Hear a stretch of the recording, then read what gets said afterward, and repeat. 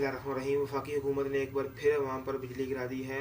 महंगाई लॉकडाउन से परेशान अवाम के लिए बुरी खबर है। वफाकी हुकूमत ने बिजली की कीमतों में इजाफा कर दिया है। नेबरा ने फरवरी में इस्तेमाल होने वाली बिजली पर 65 पैसे फी यूनिट के हिसाब से इजाफा कर दिया है। बिजली सार्फिन 18 करोड़ रुपए के रिलीफ से महरूम।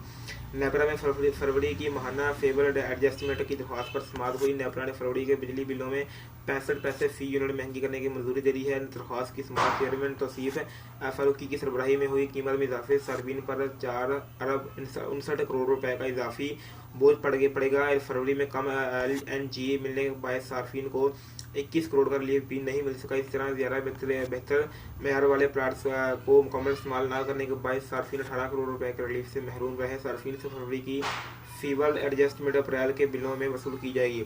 रमज़ान में इंडस्ट्रियल व कमर्शियल सेक्टर को बिजली की सप्लाई मुअत्तल करने का फैसला किया गया है। दूसरी जानब वफाकी हुकूमत ने माह रमज़ान में इंडस्ट्रियल को कमर्शियल सेक्टर को बिजली की सप्लाई मुअत्तल करने का फैसला कर लिया है। ज़राए के मुताबिक बिजली के जनरेशन में कमी की वजह से सनती सेक्टर को सप्लाई बंद की जाएगी। रमज़ान मुबारक में लेस्को की डिमांड 4000 मेगावाट से तजावज़ कर जाएगी। डिमांड में इजाफे से बड़े सार्फिन को बिजली बंद करके सिस्टम चलाया जाएगा। शहरी अफ्तारी के औकात कार में बिजली की सप्लाई बंद करने का फैसला भी किया गया है।